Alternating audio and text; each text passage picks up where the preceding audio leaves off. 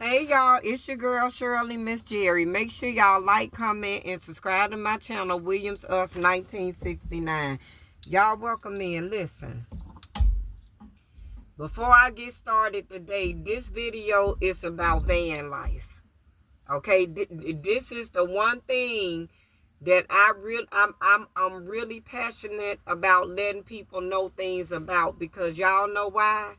Because all the people that's been in van life for 5, 6, 10, 15, and 20 years, they ain't tell us the truth about van life. You understand? They painted this picture like oh, this is such a glamorous life. Oh, this is such that. But what they didn't tell y'all was the adversities that you had to go through in van life. Granted, y'all, don't get me wrong. Don't get Miss Jerry wrong. Anything in life that you do, you're going to go through some type of heartache and pain, because it's a given. You understand what I'm saying? But if you can prevent it, if you can kind of, you can't never prevent heartache and pain. You can't never prevent that. But what you can do, you can fix it so it don't hit so hard. You can do that. You understand what I'm saying? Let me tell you how. When y'all make videos about things, just be honest. Tell people the truth. Don't just tell them the good times and forget to tell them about all the times. You see what I'm saying? Let them know. So when people in the know, they'll know how to prepare. You see what I'm saying? And how to, and how to be prepared. You see? But when you paint a narrative that you put your shit in storage, you move in a van or RV or a conversion van, whatever you want to call it, your problem's over. Or your problem's real minimal. You see what I'm saying? No, y'all, that's a lie. That's a lie. And you know what? And glory to God to all the ones that done painted that picture. But what would it have rendered for y'all to show the good times as well as the bad times, as well as the times in between? What would it have rendered? Nothing. It wouldn't have took nothing from y'all, and it wouldn't have added nothing on to y'all but blessings, because y'all giving y'all self away to help people, upcoming people that's looking forward to the life you in now and successful at it. People don't want to see the success. People want to see the real. You understand that? With success come triumphs, victories, tears, staying up late, the whole nine. You understand? Don't just show people the good times. That's not right. Now, the reason I'm making this video right here about everything van life. This is a van life video, because I need y'all to hear me and hear me well. Okay? Me and my husband, we was dealing with Bulldog Battery, okay, here in Willoughby, Ohio. When I went to them, y'all, we already had the setup. Seasons already came built out with the setup, with the inverter, with the solar panel, with the battery, the whole nine. Okay? The people, the original owner, we didn't get her from the original owner. We got her from the second owner. We're the third owners of Seasons. Seasons only had 3 owners. Okay? And the people that had Seasons before us, they didn't really put no miles on Seasons. They started off at 164,000. When we got Seasons was only at 170,000. So see, they hardly ever drove Seasons. Seasons set up more than she was utilized. Okay? And because Seasons was set up more than she was utilized, by her being an older vehicle, you got to drive these to keep them in circulation, to keep them good, and to keep them upbeat. Not to mention, Seasons still got her original parts. Seasons 26 years old. She's a seasoned bitch, ain't she? Come on, let's keep going. Y'all, so what we did, the first thing we did when we got Seasons, we upgraded our power system in the van to fit my needs as a person in van life. Y'all, I got my ways. It's kind of chilly today. And it's cold, my head cold because it's been raining. But anyway, oh Lord, I'm trying to give it all to y'all and not make this video long. So we were told to go to Bulldog Battery. When we went to Bulldog Battery, we got with this man named Nate. Okay? Nate, our purpose of going to Bulldog Battery is for the inverter, more power in the inverter, where we'll be able to charge the power stations in the van instead of having to take them out the van to charge them. So what he did was he gave us a $300 battery. He gave us that free of charge. So he said, let's keep going. We bought a top bull inverter, which is 3,000 watts. It's a 3,000 watt inverter, which should be more than enough power to do what we need done. So we thought, okay? When I plug the power stations up to the inverter to charge them, it will drain the power station. It'll drain the battery. It'll drain the power station, and in return, the battery wasn't recycling the inverter because of the solar.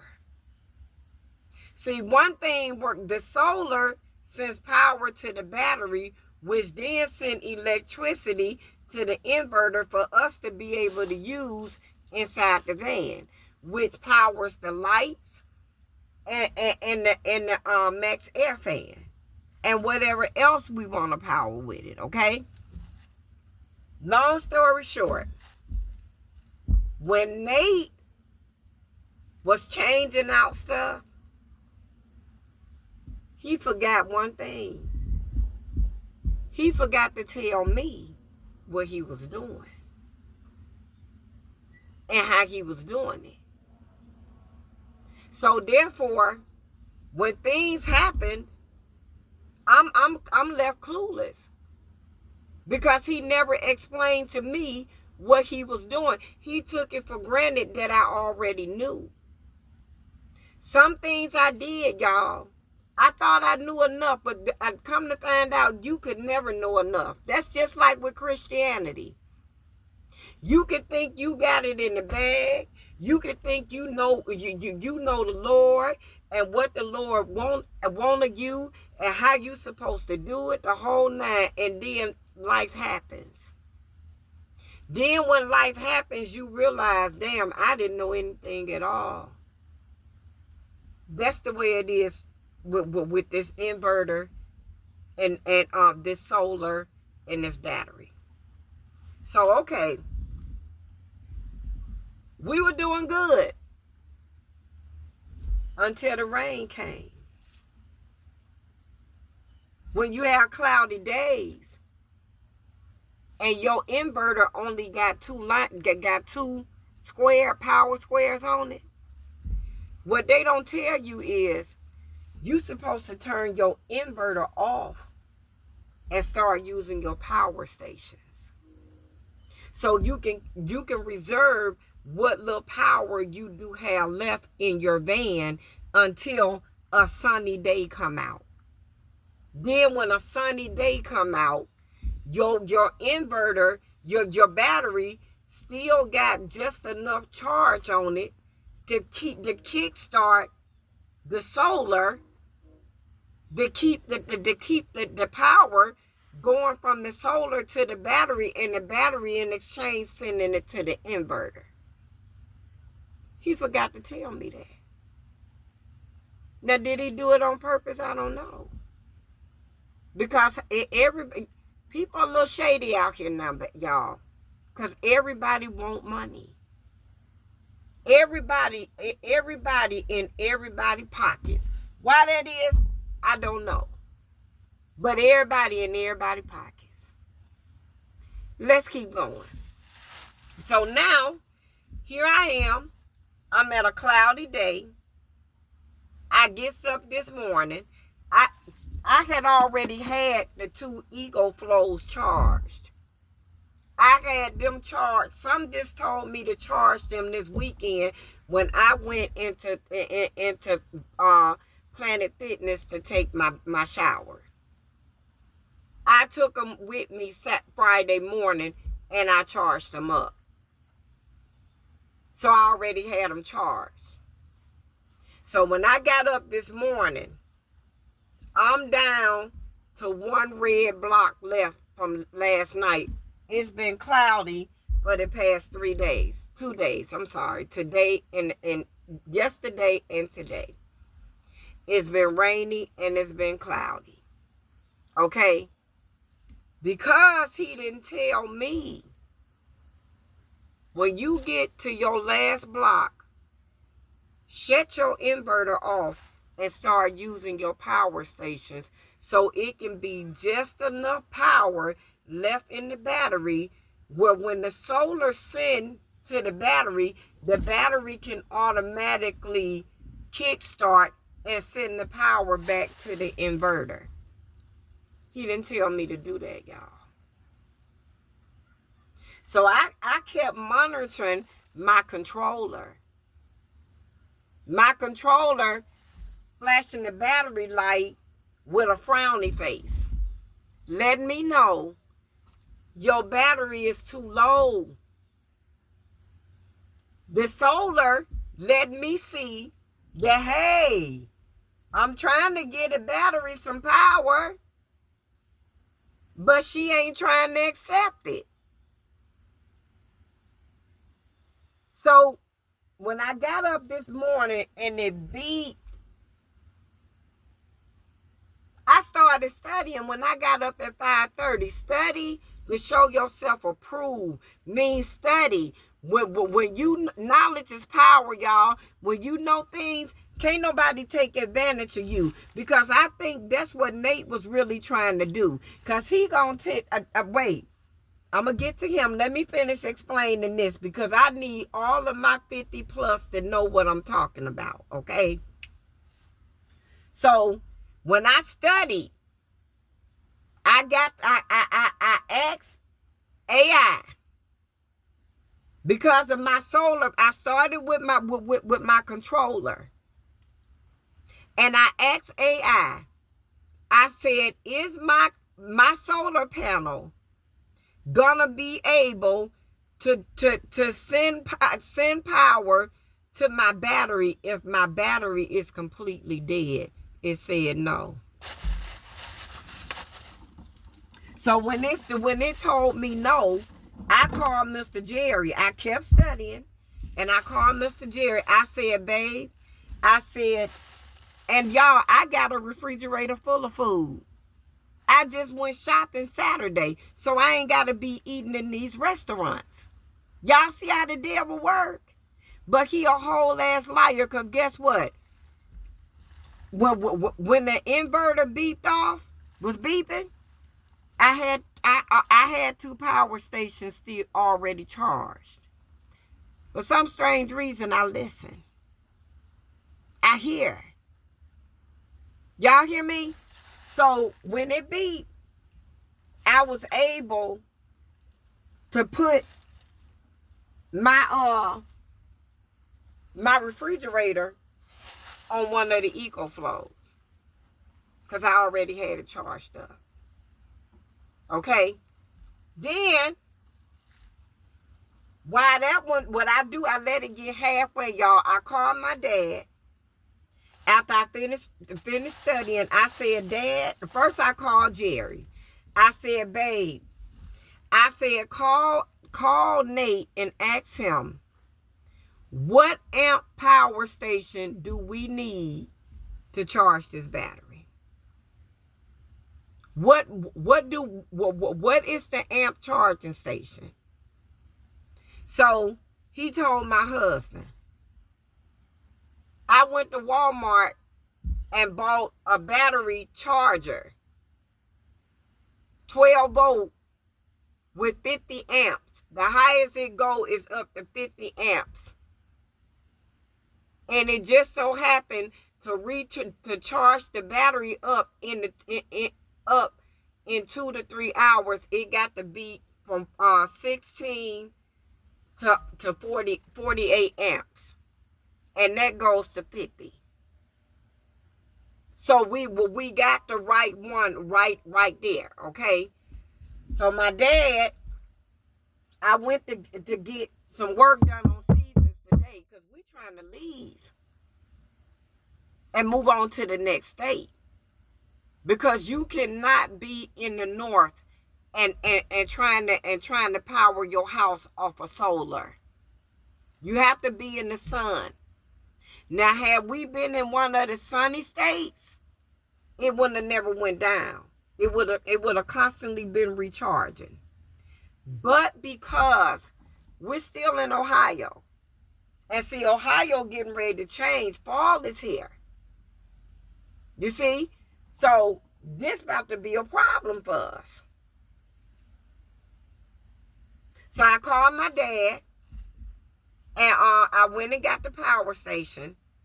While they was doing some work on seasons, my dad came and got my other power station that takes 6 hours to charge up. Left it in his car, y'all. That's another story for another day. Then he met me around here at Wildwood, and he took the battery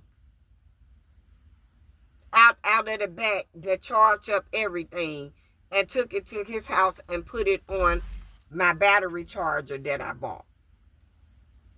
So in 2 to 3 hours, the battery for the solar and the inverter will be fully charged. Okay? Then after that's fully charged, I could use that until it get down to 2 notches. See, now I know because I read up on it. Because Nate didn't tell me nothing. So I had to study, read. Don't never take no one's word, y'all. Always have time to study and make sure you know exactly what's going on. Because what Nate told us, y'all, and which he lied and he was trying to get money up out of us, that we needed another solar panel to go with the solar panel we got to keep the inverter, to keep the battery recycling the inverter. That's not true. Because when you got gloomy days, y'all, when you got gloomy days, it don't matter how much power you got up top. If that sun is not recharging that solar ain't kicking nothing to that battery. And that battery ain't kicking nothing to that inverter. So if we had gave him $400 for another solar panel, we would have still been in this situation, being in the north this time of year. You understand? But see, had I never studied, I wouldn't have never knew that. And we would have actually gave him money for another solar panel that would have we would have had hella solar. But if we had let the battery went all the way down, y'all, we still would have needed a charging station to charge the battery.